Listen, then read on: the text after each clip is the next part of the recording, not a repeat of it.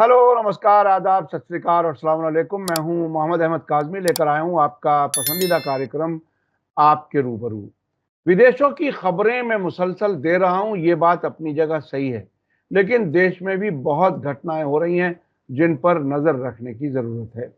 अविनाश काकड़े जी खास तौर पर हमारे लिए प्रोग्राम की तैयारी करते हैं और उनसे जब हम बात करते हैं तो देश भर में जो कुछ बड़ी खबरें हो रही हैं, मोदी जी क्या कुछ कर रहे हैं, विपक्ष क्या कर रहा है, बीजेपी की क्या कोशिश है, इलेक्शन कहाँ हो रहे हैं और किस तरफ इलेक्शंस के रिजल्ट आने वाले हैं, वो सब उस पर अब बात करते हैं। अविनाश काकड़े जी नागपुर में रहते हैं, किसान सेवा संघ के अध्यक्ष हैं, गांधीवादी विचारधारा के लिए जाने जाते हैं और बेबाक अंदाज में अपनी बात रखते हैं। आप उन्हें अक्सर हमारे चैनल पर भी और कुछ दूसरे चैनल्स भी आप देखते रहते हैं, सुनते रहते हैं। आज हम अविनाश काकड़े जी से जो हम बात करने वाले हैं वो काफी अहम है। उन्होंने हरियाणा का कुछ जगहों का दौरा किया है, कुछ इलेक्शन देखा है, कुछ और चीजें भी हैं, बहुत ही अहम खबरें, उसको भी कुछ उन्होंने देखने की कोशिश की है। इसके अलावा हरियाणा में जो हाल इलेक्शन में है बीजेपी का, वो लगता है कि बहुत ज्यादा बीजेपी के लिए और प्रधानमंत्री मोदी जी के लिए परेशानी की वजह बना हुआ है। उसके आगे क्या कुछ है उस पर हम बात करेंगे। और ऐसी सरकार जो 56 इंच के सीने वाले की सरकार थी, उनके दो बड़े लोगों का, जेपी नड्डा जो बीजेपी के प्रेसिडेंट हैं और देश की फाइनेंस मिनिस्टर निर्मला सीतारमण, उनके खिलाफ एफआईआर हो गई है। ऐसा भी हो सकता है, ये बात पहली बार महसूस हुई है पिछले तकरीबन 11 साल में। उसके अलावा केजरीवाल जी जब से जेल से बाहर आए हैं, वो भी एक नई मुसीबत खड़े किए हुए हैं। अब वो चीफ मिनिस्टर की कुर्सी पर नहीं है और अब वो आजाद हैं बहुत कुछ बोलने के लिए। हरियाणा के इलेक्शन की तैयारी कर रहे हैं, साथ साथ दिल्ली के इलेक्शन की तैयारी कर रहे हैं।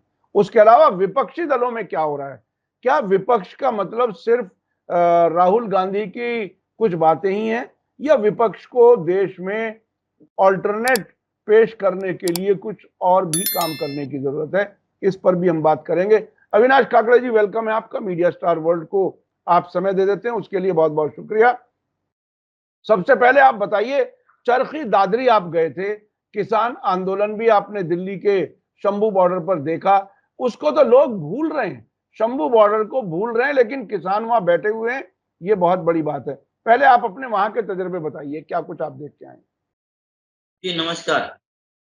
मैं जिस देश में रहता हूँ वहाँ कोई किसान नेता या किसान मुझसे ये सवाल पूछे कि क्या हम आतंकवादी है, क्या हम देशद्रोही है, क्या हम खालिस्तानी है, मुझे बहुत बुरा लगा। सच में बुरा लगा, क्योंकि हमने देखा है कि हमारे फसल के दाम 2014 से कम हो गए।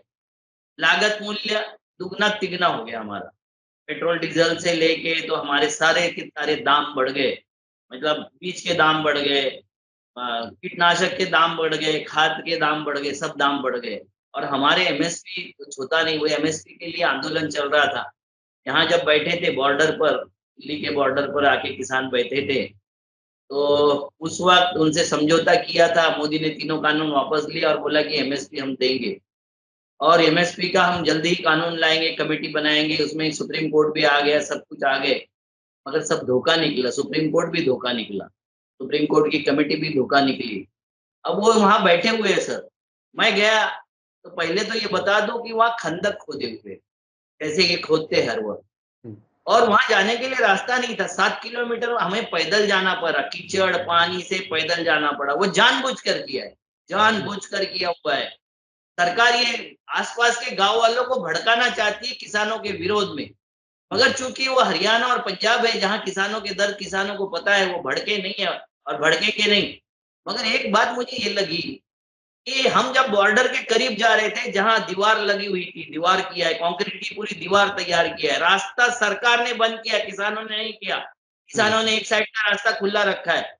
उसके वीडियो चाहिए तो मैं भेज दूंगा आपको। और मैं जब किसान नेताओं के साथ में बैठ के वहां जा रहा था बॉर्डर के पास में, देखने के लिए खंदक कैसे है, वहां कीले कैसी गाड़ी है, तो ऊपर से जो बैठे हुए सोल्जर थे, वो जवान जो बैठे हुए थे, जो हरियाणा के जवान है, कहाँ के हैं मुझे पता नहीं, उन्होंने बंदूक ताना हमारे तरफ।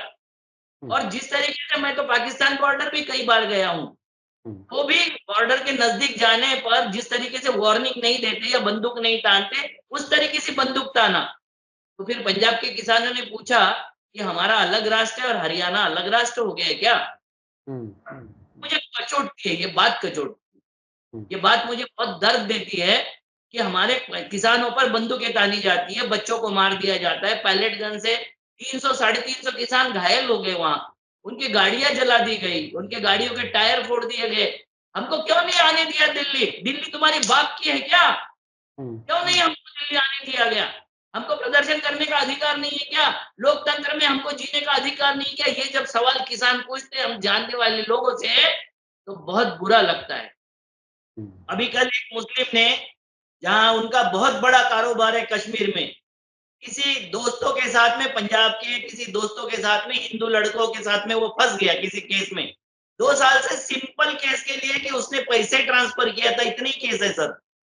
हम्म, और उस केस पे उसको बेल नहीं मिली। हम्म, हम्म, साल से कोई कोर्ट, नीचे के कोर्ट, हाई कोर्ट कोई सुनवाई को तैयार नहीं है।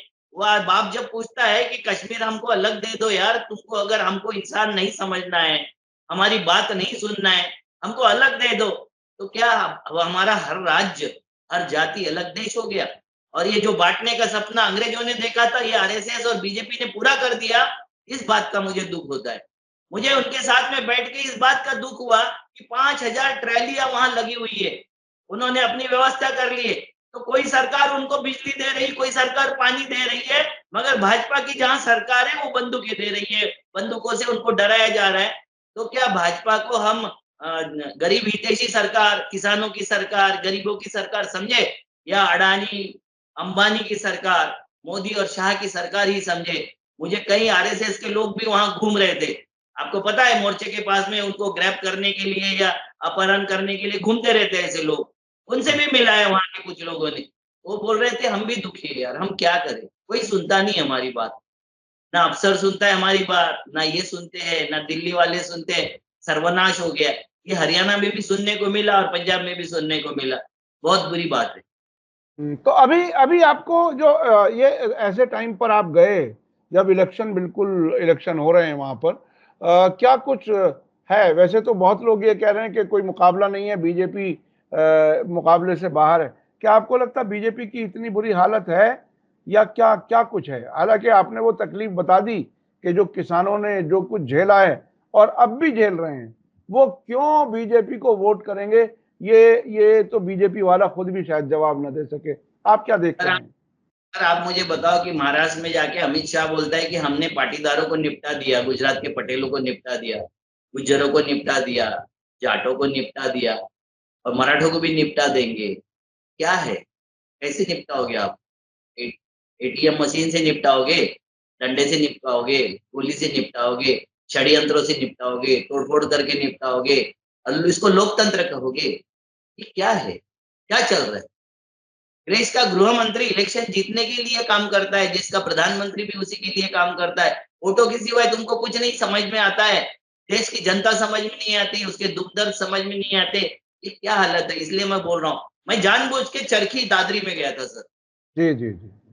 वहाँ मैंने भाषण भी दिया, बात भी किया। हुँ, मैंने वहाँ लोगों से पूछा, क्या भई आप जब ये करते हो, अम, बीज डालते हो, खेत में बीज डालते हो, तो आम अगर बोया तो आम की फसल आती है, इमली बोया तो इमली की फसल आती है, गेहूँ बोया तो गेहूँ की फसल आती है, जीरी बिल्कुल, मतलब चावल बोया तो चावल की फसल आती है। आम बोने से इमली नहीं आती। तो अभी बिल्कुल। यहाँ तुम्हारे पास में 2 विकल्प है, बाकी भी खड़े हैं, हाथी, घोड़े, पालकी बहुत खड़े हैं, उनका कोई नाम निशान नहीं लेता है वहाँ पे। हुँ, तो मैंने पूछा कि भैया, एक तरफ बलात्कारी ने टिकट दिलवाया है और बलात्कारी को बार-बार बेल देने वाला एक आदमी है। दूसरे तरफ मनीषा सांगवान नाम की एक महिला है, जो खुद महिला भी है, हाइली एजुकेटेड महिला है और अच्छे संभ्रांत परिवार की महिला है। उसको टिकट दोगे जो आपकी समस्या के लिए लड़ेंगे, या जो बेबी आपकी बेटी बच्चों की यानी अब्रू ये लूटेगा, इज्जत लूटेगा और इज्जत लूटने वालों को सुरक्षा देगा, कस्टडी की चाबी उसके हाथ में देगा, उसको दोगे? तो मुझे ये समझ में आया कि जो सांगवान दोनों, वो भी सांगवान है, ये भी सांगवान है। वो जो जाटों के इसमें मैं गया, वो बोला कि उसको कोई वोट नहीं देगा। दूसरी जगह भी गया मैं, जहाँ एससी कम्युनिटी की मीटिंग थी, वहां भी गया, वो भी बोले हम नहीं देंगे। हम एक और मीटिंग में गए, जहाँ सैनी लोग थे, उन्होंने, बीजेपी ने सैनी को बना दिया। वो बोले हमारा जो नेता था, वास्तविक सांसद था हमारा सैनी, उसको साइड लाइन लगा के इन्होंने अपने जेब से निकाल के दे दिया। तो अब ये हमारे नेता भी ये तय करेंगे, हमारे मुद्दे भी ये तय करेंगे, हमारे नेता भी यही तय करेंगे, हमारे वोट भी ये तय करेंगे। ये आक्रोश है, ये जनता का आक्रोश है। उस कॉन्स्टिट्यूंसी में मैंने देखा कि पीने का पानी नहीं है, और वो जो सैनिटरी का पानी है, वो पूरे सारे रास्तों पर भरा हुआ है। वहाँ की हालत क्या होगी, मच्छरों की हालत क्या होगी, जॉइंटिस की हालत क्या होगी, कोई भी बीमारी आती होगी उसकी हालत क्या होगी, हॉस्पिटल नहीं, ये नहीं, वो नहीं। 10 साल क्या कर रहे थे? ये पूछेंगे कि उसके पहले की कांग्रेस सरकार क्या कर रही थी? मोदी जी ने वहां जाके स्तरहीन बात किया, स्तरहीन। प्रधानमंत्री को शोभा नहीं देता कि यहाँ 10 साल पहले दलालों का राज था, जीजाजी का राज था। ये मोदी जी बोले। 10 साल में साला जी का राज था, साले जी का राज था। तो 10 साल में साले जी ने क्या किया? डबल इंजन में दिल्ली में भी साले जी ही बैठे थे। फिर अगर उसको जीजाजी बोलना है, तो तुम साले जी बैठे हो, और वहां भी साले जी बैठे थे। तो साले जी ने क्या किया? जीजाजी की सेवा करने के लिए बने हो क्या? अच्छा, इतनी किसान के इतनी ऊपर इतनी हो। घटिया इतनी घटिया बात करते हुए मोदी जी को क्या हो गया? कितना इतना स्तर नीचे गिराए। इसकी आरएसएस की लेबोरेटरी से घटिया ही निकलते हैं, इस पे पूरा विश्वास है मेरा। उसमें स्तरहीन लोग ही निकलते हैं। स्तर किसी का नहीं है, किसी का स्तर नहीं है। जब यूपीएससी का चेयरमैन 10वीं पास निकलता है, प्रधानमंत्री 7वीं पास बनाते हैं, किसी का सब कुछ देखना है, सारी समस्याओं को जब देखना है, तो एक ही चश्मे से देखना। वो चश्मा है उनका भगवा चश्मा, धार्मिक चश्मा। अब देखें, रेलवे का भी शुरुआत करते हैं नारियल फोड़ के। ये सरकार धार्मिक सरकार है या लोकतांत्रिक सरकार है? संविधान से चलने वाली सरकार है कि गीता कुरान से चलने वाली सरकार है? कौन सी सरकार है भाई ये? अरे, सब रफाइल जहाज आया था तो उसमें भी नींबू ले जाकर के राजनाथ सिंह जी ने जर्मनी में नींबू। सिंह से राजनाथ सिंह को, जिसको ये नहीं समझता कि धर्मनिरपेक्षता और सेकुलरिज्म में क्या फर्क है, पंथ निरपेक्षता और धर्म निरपेक्षता में क्या फर्क है, और जिसको विरोधी पार्टी समझा नहीं सकी। हमारे यहाँ जितना कुछ बुरा हो रहा है, इसके जिम्मेवार जितनी सत्ताधारी पार्टी, इतनी विरोधी पार्टी अभी है। जी जी। अच्छा, मैं विरोधी पार्टियों की तरफ आऊंगा। ये अभी जेपी नड्डा और निर्मला सीतारमण के खिलाफ एफआईआर का क्या मामला है? ये कैसे हो गया, कैसे मुमकिन हो गया? क्या हमारी विपक्ष की पार्टियों की सरकारें अब इतनी हिम्मत करने लगी कि सेंट्रल गवर्नमेंट में मंत्रियों के खिलाफ भी एफआईआर होने लगी? क्या हुआ ये? देखो, इन्होंने घोषणा दिया था, न खाऊंगा न खाने दूंगा। हाँ। इनकी सेबी प्रमुख है माधवी बुश, जो डायरेक्ट भर्ती हुई थी, वो तो लफड़े में आ गई, क्योंकि जिसको जिसको उसने रिलैक्सेशन दिया, वो सब्जेक्ट्स में डायरेक्टर उसका हस्बैंड है ना? तो वो संकट में आ गई। अब ये माधवी ये भी आ गई, किसमें आ गई? इलेक्ट्रॉल बॉन्ड केस में। 11,484 करोड़ रुपए की लूटमार जो इन्होंने किया 2018 से 23 में, ये 6 साल ये लूट रहे थे। और इस वो कहेंगे, कुछ लोग उनके भी कहेंगे कि इस लूटमार में तो सारे विरोधी पार्टी भी ये थी, शामिल थी।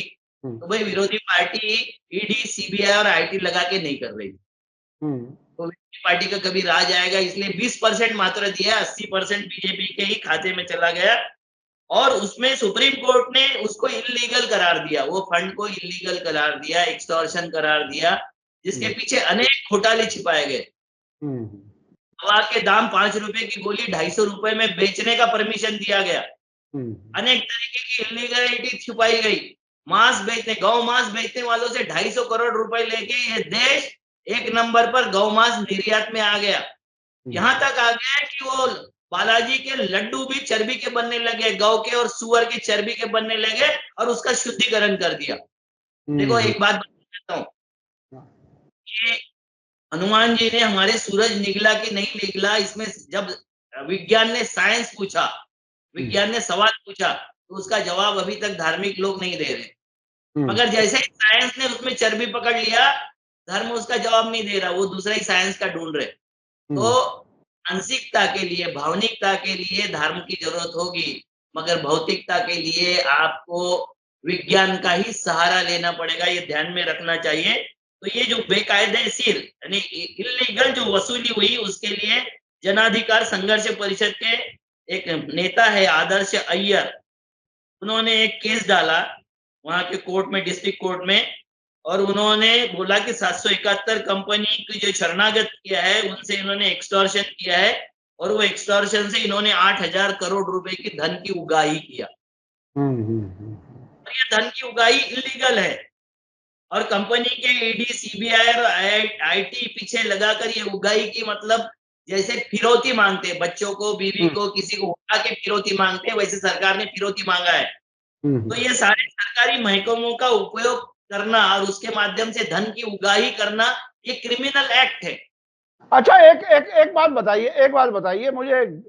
देखिए, हमने आपने बहुत सी सरकारें देखी हैं, बीजेपी की सरकार से पहले भी, और उससे पहले भी कम या ज्यादा कहीं ना कहीं करप्शन तो होता था, और नेता मंत्री उनके पास पैसा पहुंचता था। हम अक्सर सुनते थे, सबूत तो कोई नहीं दे सकता, ना आप दे सकते ना मैं दे सकता। सबूत है, यहाँ हाँ, सबूत मिल गया ना, हाँ। डॉक्यूमेंटली सबूत है यहाँ। तो मैं मैं ऐसे मैं खड़े वही, देखिए, मैं वही बात कह रहा हूं। मोदी जी ने एक काम तो किया, एक बड़ी भूमिका निभाई कि जो करप्शन का पैसा आया, उसे किसी तरह से ऑन रिकॉर्ड करा लिया उसको। तो ये ऑन रिकॉर्ड, बिल्कुल सेंट्रलाइज्ड, सारी रिश्वत एक जगह इकट्ठी होके आ गई। तो ये तो मोदी जी ने कमाल किया। अगर ऐसा ना करते तो सुप्रीम कोर्ट कहां से निकाल के देता। जी, जी, जी, जी। उसके लिए मैं मोदी जी का अभिनंदन करता हूँ कि उन्होंने इंस्टीट्यूशनल करप्शन शुरू कर दिया और वो ट्रेस में आ गए। जी, जी, जी, उसके जी। लिए मोदी जी का अभिनंदन, हाँ। बहुत-बहुत बधाई कि सब लोग खाते थे, वो कहीं दिखाई नहीं देता था। आपने वो सारा ट्रांज़ैक्शन उसको लीगल कर दिया। जी, मतलब जी, करप्शन को लीगलाइज़ करने का आपने काम किया, मगर बुरा हो उस सुप्रीम कोर्ट का जिसने इसको इल्लीगल बोल दिया। जी, जी, जी, जी, उसने इलीगल बोल दिया ये खैर तो इसलिए बहरहाल। ने आदेश दिया था, उस आदेश पर सुनवाई हुई और उस पे ये रिपोर्ट दर्ज हुई। तो अभी भाजपा ही रोना रो रहे, संघी और भाजपा ही रोना रो रहे कि हमने उसके ऊपर केस डाला था, वहां के सिद्धरमैया पर केस डाला था एक जमीन घोटाले में, उसका इन्होंने बदला दिया। तो ये राजनीति कर रहे। भैया, आपने सिद्धरमैया पे केस डाला, वो राजनीति नहीं थी। आपने कलकत्ता के जो करप्ट इसमें ये था बलात्कार, उसमें जो कुछ किया, हरकतें किया, वो राजनीति नहीं थी। आपने गुजरात बिहार के बंगाल के इलेक्शन में वो महिलाओं की जबरदस्ती केस उठाया था, वो राजनीति नहीं थी। आपने राम मंदिर का जो कुछ किया, वो राजनीति नहीं थी। आपने काशी विश्वनाथ का किया, वो राजनीति नहीं थी। आप जगह-जगह वो बोर्ड लगाने की और हिंदू मुसलमान की बात करते हो, वो राजनीति नहीं है। तो राजनीति का करने का ठेका तुम्हारा ही है। हाँ, बाकी के लोग नहीं, वैसे जो राजनीतिक पार्टी है वो राजनीति नहीं करेगी तो क्या करेगी? क्या क्या क्या कोई भजन गाएगी? राजनीति नहीं है, वो धर्म नीति है। हाँ। इनका जो विचित्र धर्म है, हम्म, हम्म, कि ये धर्म कैसा है? तो आपको बता देता हूँ कि महाराष्ट्र में जिसने बादलापुर में वो किया, क्या बोलते हैं उसको, लड़कियों के 4 साल की लड़कियों के साथ में बलात्कार किया, उसको पुलिस ने उसकी हथकड़ी लगी दोनों हाथों में, हम्म, और उसने पुलिस से पिस्तौल भी छीन लिया और पैर पे गोली भी लगा दी, और उसके पुलिस ने गोली कहाँ मारी, तो कनपट्टी में गोली मार के उसको समाप्त किया, क्योंकि वहां के जो आपटे थे दोनों भाई, जो हम्म, बीजेपी के पदाधिकारी है, जिनकी वो संस्था थी जहां से लड़कियां सप्लाई करने का काम किया जाता है, मानवीय अंग का और मानवीय देह का व्यापार जहां से किया जाता है, वो अभी भी तक फरारी में है। और उसने जब बोला कि मैं बोरवनकर, मीरा बोरवनकर हमारे यहाँ की एक अच्छी अफसर है, उसके हम्म, सामने मैं स्टेटमेंट देना चाहता हूँ, वो ले जाते हुए उसका एनकाउंटर कर दिया। हम्म, और मैं हमारे यहाँ जो लिखा पढ़ी में एक संत ये साधु है, हम्म, लंगोटी वाला साधु, जिसको गलत तरीके से छत्रपति शिवाजी महाराज का गुरु बनाने का इन्होंने प्रयास किया था, वो बोलता है कि ब्राह्मण किती झाला भ्रष्ट तरी तीनही लोकी श्रेष्ठ। मतलब ब्राह्मण कितना भी भ्रष्ट हो गया, वो तीनों लोगों में श्रेष्ठ होता है। ये हम्म, बताने का क्या प्रयास किया कि शिंदे ने बलात्कार किया तो हत्या के काबिल है, और ब्राह्मण ने मैंने बलात्कार किया होगा तो वो मात्र समझूत दे के उसको छोड़ने के काबिल है। इसको कहते हैं हिंदू राष्ट्र। जी, जी, ये ये है। हिंदू राष्ट्र ऐसा जिसमें किसी को इंसाफ ना मिले, ये किया जा रहा है। अच्छा, केजरीवाल साहब 75 साल क्यों याद दिला रहे हैं मोदी जी के? क्या वाक़ई मोदी जी को इतना शरीफ समझा है कि वो इनके कहते ही वो रिटायरमेंट का ऐलान कर देंगे? क्या लगता है आपको? वही तो पूछ रहे केजरीवाल जी। केजरीवाल बोल रहे हैं कि आरएसएस से पूछना चाहता हूँ कि मोदी जी ने कहा 75 साल का कानून लागू रहेगा। हुँ, तो अब वो आरएसएस अड़ी हुई है। आरएसएस भी इसलिए अड़ी हुई है कि उनके स्वयंसेवक जब घरों-घरों में जाते प्रचार करने के लिए, तो उनको पूछते हैं कि मैं तो 60 साल में रिटायर्ड हो गया था, मैं 28 साल में रिटायर्ड हो गया था। हुँ, तो मेरे लिए क्यों नहीं कानून कि मैं अगर करना चाहता हूँ सर्विस तो मुझे सर्विस करने देनी चाहिए। क्या हुँ, मोदी के लिए अलग संविधान बनाया आप लोगों ने? ये कौन-सा आपका शासन चल रहा है? इस तरीके से शासन होता है। इसको आप बोलते हैं नैतिक शासन, धार्मिक शासन, हिंदुओं का सांस्कृतिक और सभ्यता वाला शासन। जज अगर बोल दे कि 65 साल में मैं रिटायर्ड नहीं होऊँगा और मैं बैठा रहूँगा, तो क्या होगा इस देश के? इस देश के विधान का और संविधान का क्या होगा? कानून व्यवस्था का क्या होगा? तो वो लोग सवाल पूछ रहे हैं कि उनको अगर तुम रिटायर्ड कर दिए, हमको 58 साल में रिटायर्ड कर दिए, किसी को 60 में रिटायर्ड कर दिए, किसी को 65 में रिटायर कर दिए। आपने अगर कानून बनाया है कि 75 साल बाद सब रिटायर्ड होंगे, जिसमें कई बीजेपी के नेता नप गए, कई हुँ। बीजेपी के नेता। और अगर आप बोल रहे हो कि मैं 75 के बाद भी बने रहूँगा, तो वो बोलते हैं नहीं बने रह सकते, आपको जाना होगा। तो ये अच्छा, केजरीवाल काकड़े जी, मैं आपको एक चीज़ याद दिलाता हूँ। जब ये 2014 में सरकार में आए, तो मीडिया का शौक, ज़ाहिर है मीडिया में रहने का शौक तो शुरू से ही है मोदी जी को। मुझे याद है कि किसी स्कूल के बच्चों से मिल रहे थे, तो एक बच्चे से पूछ लिया कि आप क्या बनोगे? वो दूरदर्शन में दिखाया था, मुझे याद है। तो उस बच्चे ने कहा मैं प्रधानमंत्री बनूँगा। तो उससे उस टाइम पहले टर्म में 2014 के आसपास की बात मैं बता रहा हूँ। उस टाइम मोदी जी ने उस बच्चे से कहा कि देखो ऐसा है, अगर प्रधानमंत्री बनना है तो 2024 के बाद में सोचना। यानी उस वक्त भी इनका इरादा 10 साल तक ही प्रधानमंत्री रहने का था।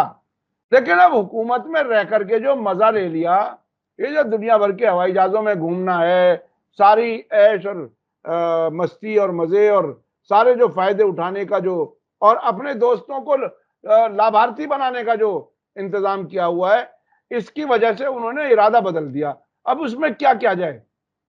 इन्होंने सत्ता के माध्यम से जो कुकर्म किए हैं, उनको ये पता है कि अगर मेरी सत्ता चली गई, तो जेल के सिवाय कुछ नहीं होगा। और बाकी के जो उद्योगपति है मेरे, उनको विदेश भागना पड़ेगा, मुझे भी भागना पड़ेगा, नहीं तो तीनों सबको जेल में रहना पड़ेगा। देखो गुजरातियों का दोष उतना नहीं है, गुजराती कॉकस का दोष है। मैं सारे गुजराती बहुत गुजराती दोस्त है मेरे, हाँ। बहुत अच्छे लोग। अपना बिज़नेस में ध्यान रखते हैं, अपना बिज़नेस में करते हैं।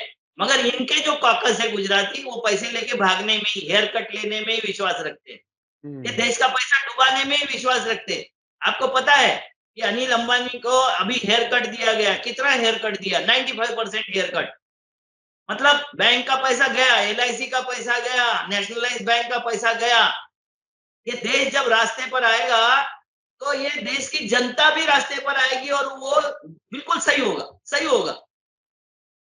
तुमको ये नए नई टर्मिनोलॉजी, ये हेयर कट वगैरह कभी आपने सुना था इससे पहले? बिल्कुल नई नई टर्मिनोलॉजी लॉन्च करते रहते हैं। कितना खूबसूरत लफ्ज है। मतलब चोरी नहीं करा रहे हम, डकैती नहीं करा रहे, हेयर कट। तो कमाल है, मतलब सारे करप्शन को छुपाने के भी इनके पास बहुत से रास्ते हैं। अब मैं चलना चाहता हूं उस इशू पर जिसके लिए आप ने शुरू में एक बात की थी। विपक्षी दल क्या कुछ कर रहे हैं? क्या इनको बिल्कुल आराम से सरकार अपने हाथ में आती हुई नजर आ रही है? क्या ये पहले ही, ये सरकार आने से पहले ही आलसी हो गए हैं, या ये अभी तक ईडी, इनकम टैक्स, पुलिस इस सब से डर करके इश्यूज नहीं उठा रहे? क्या वजह है कि विपक्षी दल बहुत से इश्यूज पर खामोश हैं? सर खासकर कांग्रेस हम्म, की गेंडे की चमड़ी हो गई है नेताओं की। हम्म, हम्म, तो लगता है बीजेपी बदनाम होगी तो हम ही आएँगे सत्ता में और कोई आ नहीं सकता, हम्म, है ना? हम्म, इसके कारण इनको कोई इश्यू उठाना, विरोध प्रदर्शन करना, विरोध करना, अकेले राहुल गांधी क्या कर लेंगे? क्या हम्म, कर लेंगे? इनके हम्म, बाद के जो लोग हैं वो खाली सत्ता सुख भोगना चाहते हैं, इनको कुछ नहीं करना है। किसी को आंदोलन आपने देखा होगा जब राहुल गांधी का सांसद गई थी, उस वक्त कितने दिन आंदोलन चला था? 1 घंटे 1.5 घंटे के लिए हर जिले में आंदोलन चला था। का एक टुच्चा सा आदमी को भी कुछ हो जाता है तो कितना चलाते वो, एक इशू मिल जाए तो कितना चलाते, महीनों चलता है वो आंदोलन। इनके तो सुप्रीमो का भी आंदोलन 1 घंटे 1.5 घंटे से ज्यादा नहीं चलता। और ये क्या हो गया, देखो इतना विचित्र माहौल हो गया। विक्रमादित्य सिंह जो है वो वहां का कंगना रनावत से जो हारा था, वो भी वहां जाति के नाम ठेलों पर लिखने के लिए बात करता है। इनके लोग प्रार्थना सॉफ्ट हिंदुत्व, हार्ड हिंदुत्व, हिंदू मुसलमान, इसमें अलग तरीके से इन्वॉल्व होने वाले ये सच में विरोधी है। एक राहुल गांधी का परिवार छोड़ के बाकी के सब उसके अंबानी की शादी में गए थे। ये क्या विरोध करेंगे अंबानी का? ये इनके लिए तो मैं बता देता हूं आपको कि वाजपेयी से अडवाणी ज्यादा कट्टर थे, मोदी से ज्यादा समक्ष अडवाणी सॉफ्ट हो गए, योगी के समक्ष मोदी सॉफ्ट हो जाएंगे। अभी अडानी के सामने अंबानी सॉफ्ट हो गए। मतलब इसकी लूट के टाइम के साथ साथ रोल बदलता रहता है, आप ये कह रहे हैं? साथ में रोल बदल रहा है। और इनका विपक्षियों का रोल क्या हो रहा है कि उससे ये सॉफ्ट कैसा, यही बताने का हो रहा है। विपक्ष का काम या नेता का काम क्या होता है कि जनता को दिशा दिखाना, वक्त पड़े तो जनता को सुनाना, खरी खोटी सुनाना, उनके मजबूत इकोनॉमी के लिए, मजबूत सामाजिक ढांचे के लिए, मजबूत देश के लिए सच बात बोलना ये नेता का काम होता है। ये तो जो बीजेपी उठाती उसके समानांतर मुद्दे उठाते, ना ये मुसलमानों के एक्सटॉर्शन के मुद्दे उठा रहे, ना दलितों के। भाई मध्य प्रदेश में कोई रसूखदार जाति का आदमी किसी के ऊपर पेशाब कर देता है, उज्जैन में किसी लड़की का बलात्कार हो जाता है, ये सब सोए रहते। तो ये जनता के आगे चलने के लिए नेतृत्व ले रहे हैं या जनता के पीछे चलने के लिए नेतृत्व ले रहे? नेता को पीछे चलना चाहिए, आगे चलना चाहिए, ये सवाल है विरोधी पक्ष नेताओं से, विरोधी पार्टियों से सवाल है कि तुम जनता के पीछे चल रहे हो। और जनता का मानसिकता जो तैयार कर रही है वो मोडानी कंपनी का सारा मीडिया, जिसमें गोदी मीडिया और वो सोशल मीडिया में भी वो घुसने लग गए, वो मानसिकता तैयार कर दे। तो यानी मोदी प्लस अडानी को आपने मोडानी बताया। ये लोगों को बहरहाल एक नई टर्मिनोलॉजी आप दे रहे हैं। अच्छा, ये एक तरह से जिस तरह से आप बता रहे हैं कि विपक्ष का ये हाल है, तो प्रजातंत्र को कमजोर करने में सिर्फ आरएसएस बीजेपी का ही काम नहीं है, ये विपक्षी दल भी हैं जो प्रजातंत्र को कमजोर कर रहे हैं। रणनीति ये नहीं समझ रहे और रणनीति समझने वाले लोग भी नहीं है, इनका विल भी नहीं है उनसे लड़ने का। जब इनके साथ में जाके मैंने बात करो आप विपक्षी नेताओं के पास में बैठ के, और उनके आसपास में जो बैठे हुए गुर्गे, मैं किसी नेता का नाम नहीं लूंगा क्योंकि टारगेट हो जाएगा, तो उनके पास में बैठने वाले गुर्गे जो है वो इस पे विश्वास करते हैं कि 42 में मुसलमान दुगने हो जाएंगे। वो उस पर विश्वास करते हैं कि मुसलमान ही आतंकवादी है, वो उस पर विश्वास करते हैं कि इस देश में, मैं तो बोलता हूं भैया, मुसलमान आतंकवादी हो गए मगर 12 मौलानाओं ने जो विस्फोट किए थे, 12 विस्फोट, उसके नाम तो मैंने गिना दिया कौन मौलाना थे। जी, आपने गिनवाए थे, कई लोगों के गिनवाए थे, और कई मतलब हिंदुओं के नाम से आगे आपने मौलाना लगाया था। काफी लोगों ने एंजॉय किया था उसको कि आपने हिंदुओं के नाम के पहले मौलाना लगाया था। अब कौन से मौलाना की बात आप कर? होता है मुसलमान होता है, हमने तो तय कर लिया, आरएसएस की व्याख्या है, इस देश की व्याख्या हो गई कि आतंकवादी कौन होता है। हर एक मुस्लिम आतंकवादी नहीं होता, मगर जितने आतंकवादी होते हैं मुस्लिम होते हैं, हमने तय कर लिया। तो भैया जो आपके आतंकवादी है जिन्होंने 12 के 12 विस्फोट किए, जिसके भरोसे तुमने मुसलमानों को बदनाम किया, वो सारे के सारे हिंदू और उसमें ज्यादातर ब्राह्मण और ठाकुर कैसे निकले? जी पूछ रहा हूँ ना। तो इसका जवाब नहीं देते। क्या वास्तव में ऑयल, गैस, इसकी लूट जो है, पोर्ट, एयरपोर्ट, अनाज, जमीन, जंगल, इसकी लूट पे बात ही नहीं कर रहे। जो नेहरू से लेके और मनमोहन सिंह तक इन्होंने जो कुछ बिल्ड किया था, जिसको मोदी बेच रहे औने पौने दामों में, और बेचने भी कौन से धन से रहे? एसबीआई के, नेशनलाइज बैंक के, एलआईसी के धन से। मगर मतलब है आपके ही धन से, आपके ही जो प्रॉपर्टी है वो बेच के किसी और चोर को दे रहे और फिर उसमें हेयर कट लगा रहे। मतलब 100 रुपए का जो अगर ये होगा आपके पास में कपड़ा होगा, वो किसी को बेच दिया इन्होंने पैसे किससे लिए? तो आपके पिताजी से ले लिए। जी जी जी जी, यह देखिए बहुत ही अजीब कहानी है। जो हमारा आपका पैसा बैंकों में होता है वो कर्ज की शक्ल में उन बड़े पूंजीपतियों को दे दिया जाता है और फिर सरकारी संपत्तियां बड़ी बड़ी वो सब बेच दी जाती हैं बिल्कुल कौड़ियों के भाव। मैं आपको याद दिला दूं कि जब जब के 90 से 95% डाउन में। जी जी बिल्कुल डाउन में, मुझे याद है एयर इंडिया को जब बेचा था, मुझे अब तक याद है कि जो बेचा था वो मुंबई में जो उनका एक ऑफिस है, हेड ऑफिस एयर इंडिया का, उसकी इमारत की कीमत भी नहीं ली और पूरी दुनिया में उड़ते हुए जहाज भी चले गए, पूरी दुनिया में जहां जहां भी प्रॉपर्टीज है वो भी चली गई और बिल्कुल ऐसे दे दिया जैसे 1000 की चीज 2 रुपए में दे दी गई हो। तो ये इस तरह से बेदर्दी से दे करके देश को बिल्कुल कंगला बनाने की कोशिश है। मैंने 2000 करोड़ की तो एक प्रॉपर्टी हमारे सिविल लाइन में थी, एयरलाइंस जी की, जी जी जी जी जी। नागपुर की सिविल लाइन में थी। वहां भी एक बिल्डर बहुत बड़ा ये बना रहा है, और बिल्डर भी कौन है? तो हाँ आरएसएस का पदाधिकारी है। हाँ बिल्कुल होगा बिल्कुल होगा, वो तो सब मिल करके बांट के खा रहे हैं। ये बात तो कई बार सामने आ चुकी कि मिल करके बैठ बांट के खा रहे हैं, खुद ही देने वाले खुद ही लेने वाले और पूरे देश को इस तरह से अच्छा आखिर में वो एक वो जो मौलाना का नाम बता रहे थे आप बेंगलोर वाला, वो नाम बता दीजिए फिर हम मेरे ख्याल से वक्त भी हमारा खत्म होने वाला। मौलाना मुफ्ती रंजन प्रताप रे ने महालक्ष्मी को मार के 50 टुकड़े करके फ्रिज में रखा था। उस मौलाना का नाम अशरफ नहीं है, मौलाना मुफ्ती रंजन प्रताप रे निकला है। जी जी जी जी जी जी, और ये हकीकतें हमारे देश के जो जो गोदी मीडिया उसे ये सब नजर नहीं आता और वो किसी को बताना भी नहीं चाहता। चैनल नहीं है जिसने उसका नाम लिया। वो जी तो भला हो उसका, मरने वाले का, जिसने अपना आत्महत्या के पहले उन्होंने लिख के मरा है वो। नहीं तो हाँ वो तो ऐसी पत्तोरी में मर जाता, वो किसी पेपर में छपा। उसने हम्म। सुसाइड नोट जो लिखा वो पेपर में छपी, वो दबाना चाहिए था इनको, मगर जी उनका हाथ नहीं पहुंचा वहां तक। वो जी नोट, प्रेस नोट लग गई पुलिस के हाथ में और उसने लिखा कि महालक्ष्मी की हत्या मैंने किया है और इसलिए मुझे बहुत दुख है और मैं आत्महत्या कर रहा हूँ। नहीं तो ये जी देश में 2 4 5 जिंदे मुसलमान मर जाते। ये जी देखो अब बिल्कुल निकला। बिल्कुल बिल्कुल बिल्कुल। बहुत बहुत शुक्रिया अविनाश काकड़े जी। मोहन भागवत ने बताया धर्म का मतलब। धर्म जी का मतलब पूजा नहीं होता है। मगर हाँ हम रेल की पूजा करेंगे, अयोध्या में पूजा करेंगे, काशी में करेंगे, ये सब करेंगे। बताते वक्त हम क्या बताएंगे कि हमारे धर्म का मतलब है सत्य, करुणा, सुचिता और तपस्या। ये कौन सी तपस्या की है मालूम नहीं। सत्य का इनका कोई मतलब नहीं, करुणा से इनका कोई मतलब नहीं, किसी करुणा से कोई मतलब नहीं है। ये करुणा बुद्ध ने दिया हुआ करुणा, और इनकी कौन सी करुणा है मालूम नहीं। सुचिता, गांधी की सुचिता थी कि जो हथियार होगा लड़ने का वो भी नीट और क्लीन होना चाहिए। हथियार, गलत हथियारों से तुम सत्य स्थापित नहीं कर सकते, तो ये उनके स्थापित नहीं होंगे। इसके कारण खाइए क्या खाइए और क्या मत खाइए, किसे छुओ और किसे मत छुओ, ये बताना मतलब धर्म नहीं है। देखो इनके कथनी और करनी में कितना फर्क होता है। इसके बिल्कुल ठीक बिल्कुल। विरोध में ये करते हैं, ये लोग इसके ठीक विरोध में करते हैं।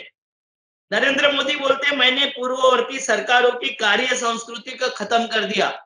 मैंने वो संस्कृति शुरू की कि गुजरात के ठेकेदार लाओ, 800 करोड़ का रास्ता बनाओ, सैटेलाइट से निरीक्षण करो, एक बारिश में रास्ता धस गया, हम्म। एयरपोर्ट धस गए, रोड धस गए, जो मंदिर बनाया वो चूने लग गया, पार्लियामेंट बनाए वो चूने लग गया। इनकी कार्य संस्कृति ये है, पुरानी कार्य संस्कृति इन्होंने खत्म कर दी। अमित शाह ने बोला है कि हमने सबको निपटा दिया, इनको भी निपटा देंगे। तो ये निपटाने वाली, निपटने वाली जो संस्कृति है, ये सारे के सारे गुंडे हैं, जी जी क्रिमिनल। जी बिल्कुल और ये बिल्कुल। हमारे देश में क्रिमिनल शासन कर रहा है, जिसमें किसानों की कदर नहीं है, जिसमें गरीबों की कदर नहीं है, महिलाओं की कोई कदर नहीं है। महिलाओं के बलात्कारी सत्ता पर बैठे हुए और बहुत गर्व से घूमते रहते हैं, बहुत गर्व से बताते रहते हैं। कानून तोड़ना इनके लिए बहुत मामूली बात है, बड़े से बड़े कानून तोड़ना इनके लिए छोटी सी बात है, बहुत छोटी सी बात है। इनको ये लगता है कि कानून हमारे लिए नहीं है, ये तो इस देश में रहने वाले जो कूड़े कबाड़ है, गरीब हम्म। लोग हैं, उनके लिए कानून है। इसको कहते हैं हिंदू राष्ट्र और हिंदुत्व। जी जी जी, बहुत बहुत शुक्रिया अविनाश काकड़े जी, आपने हमें समय दिया। आप दिल्ली आए हुए हैं और फिर भी आपने वक्त दिया अपने सफ़र के दौरान, हम उसके शुक्रगुजार हैं। और अपने दर्शकों से मैं कहूँगा आज का वीडियो आपको कैसा लगा कमेंट्स में ज़रूर लिखें। हम फिर कोशिश करेंगे अविनाश काकड़े जी से अगले हफ्ते फिर बात करेंगे। इसी के साथ मुझे दीजिए इजाज़त। धन्यवाद, शुक्रिया। जय भारत, जय हिंद। मीडिया स्टार वर्ल्ड के और वीडियो देखने के लिए हमारे चैनल को सब्सक्राइब करें और सीधे नोटिफिकेशन पाने के लिए बेल आइकन दबाएं। और अगर हमारी खबर सच्ची और अच्छी लगे तो अपने व्हाट्सएप, इंस्टाग्राम, फेसबुक और ट्विटर अकाउंट पर ज़रूर शेयर करें।